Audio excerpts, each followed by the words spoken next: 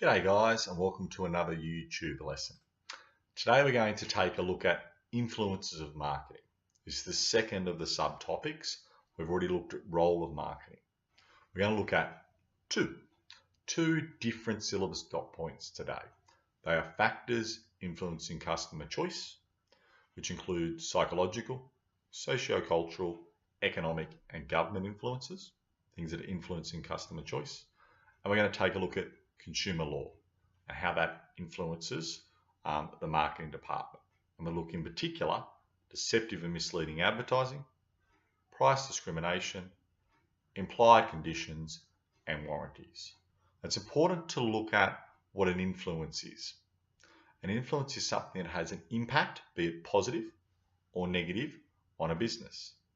In terms of marketing, it is something such as consumer laws that either have a positive or negative impact on the marketing division or business function. Other influences on marketing include customer choice, psychological, socio-cultural, economic or government. And we'll look at those four influences on customer choice now. All right, so the first one is psychological. How does it impact upon a business and its marketing team? This factor looks at internal personal motivations for buying, e.g. aspirations or likes or dislikes, hobbies and desires. All of these things are psychological reasons behind customers purchasing an item, and if businesses are clever, they can tap into this and try and market towards these particular customers and increase their brand awareness and market share. Example, I myself am into Star Trek. I know you look at me and think, I don't think so. Looks like a jock. But I do like sci-fi things. So because of this, nerd if you will, sure. And now, the other example too for me could be, as you know, extremely handsome. And I might want to purchase a mirror. Okay, so in terms of a marketing team, they need to realize this is an influence and target to a subgroup of customers, nerds, and I don't mean that in a negative way, in terms of selling Star Trek movies and so on. So if you're targeting a group of customers based on personal motivations, their lifestyles, or their hobbies, then that is psychological targeting. And that's an effective way to be able to maximize your marketing dollar. Now, socio-cultural. This factor looks at the influence of family, friends, religion, and ethnicity on buying choices. Example, a book store in Bankstown who's operated for 30, 40 years would be wise to realize that the ethnicity of the area has changed and the religion of most of the people in the area has changed, largely from being a Christian-based group of customers to more so a Muslim-based group of customers, largely, not 100%. And therefore, if you're a book store in this area, you should stock more Islamic texts and market towards this group of people. And not solely that. People who are Muslim would like to read a range of different books as everyone else would. But there would be more interest in those type of literature than would be in other areas of Sydney. You should tap into that if you're an effective marketer. Right, the next influence is economic. This factor looks at the influence of general economic trends. So it looks at the influence of general economic trends. Things like unemployment levels, interest rates, economic growth or decline, as well as individual family and their income levels. Now, a good example of this was in Ireland. This is when they were going through a major recession soon after the GFC. And McDonald's, of all places, used this influence in one of its marketing campaigns. It said the Prime Minister doesn't care that the economy is bad Prime Minister, but we do with our recession buster deals. And they offered a $1 discount. So they're tapping into the economic condition at the time, soon after the GFC, and they were saying that come to us, we care, we will reduce our products for a limited time, buy $1 so that we can, help families out. Not sure why going to Macca's is really helping families out, but anyhow. The last influence is the government. This factor looks at the influence of government in relation to changes in legislation and regulations of consumer markets. Now, it's an influence because when marketing, a business needs to develop a campaign that is not deceptive or misleading, and it keeps or is in keeping with current consumer protection laws. All right, it will be fined, it'll be an issue if it does not. Now, another major influence on marketing the business function needs to look at is consumer laws. Consumer laws are an example of influence because a business, when marketing, must comply with these laws. Hence, they're seen as an influence.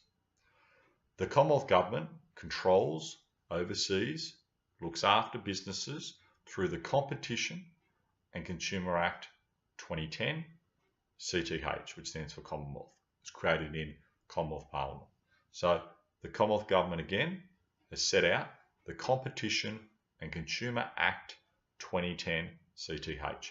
That's something that's important to use in your essays and to remember.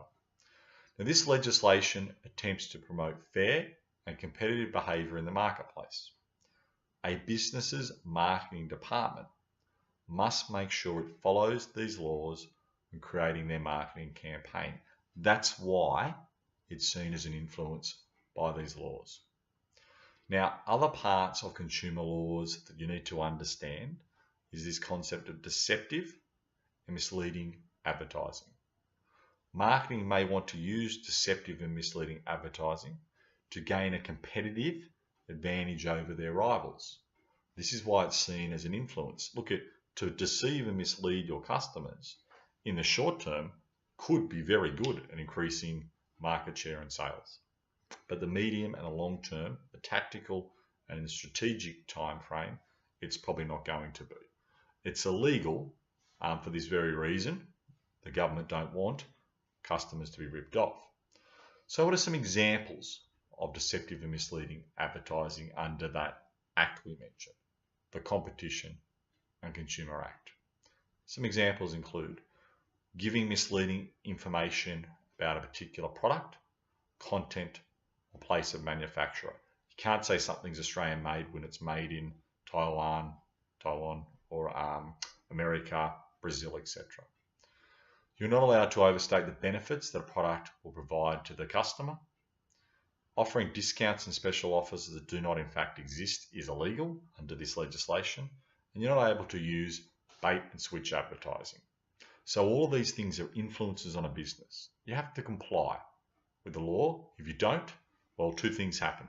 You face legal sanctions, you could lose your license, but also negative publicity and result in sales and customer backlash when they find out that you're not. So it's very important that marketing are influenced, comply with these laws.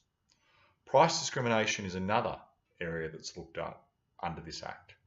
Price discrimination refers to the process of giving preference to some retail stores or consumers by providing them with stock at lower prices than other customers or retail outlets, discriminating different prices for different retail stores or customers. It's seen as an influence because it's an effective marketing process that a business could engage in to maximize profits. So businesses would want to do this because they want to maximize profits, but again, it's considered an illegal practice under that legislation. You're not allowed to do it. So a business may be influenced to want to use price discrimination because they can maximize their profits, but because of these laws, they're not likely to do it, or same problems. They'll face legal sanction, could be deregistered, lose their licenses, and when customers hear about it, they'll be less likely to buy from it too. So although it's an influence, in the long term, it's not a wise thing to do. Implied conditions, we're almost there. Implied conditions mean that even if a business does not advertise, say they will offer a warranty, the law says they must do so. Hence it's implied. Expressly stated in warranties, then you have implied conditions. Okay, these are legal requirements or conditions. So if I say I'm not going to give a refund, I'm not necessarily allowed to say that. I can say it, but customers can still get a refund or a replacement under certain conditions. That's because the law says they can, and they are implied. I don't have to say I'm going to have them or not. I can't opt out. As a business, my customers are protected under the Competition and Consumer Act. So it's an influence for a business because the marketing department must follow the law, even though they don't have it written on their warranty or they have not expressly said to customers. They have to legally do so. They don't always, but they have to under the law. Now, 3 key implied conditions that are set out by the Competition and Consumer Act include: the good must be of merchantable quality. What's that? That is, it must meet a basic level of quality and performance. The good must be fit for their purpose. And what's that? That is, that it should do what it's supposed to do. And the final thing, in terms of these implied conditions, or the other main thing, the goods must match the description the consumer was given, or if there was a sample given to the consumer, they must match that.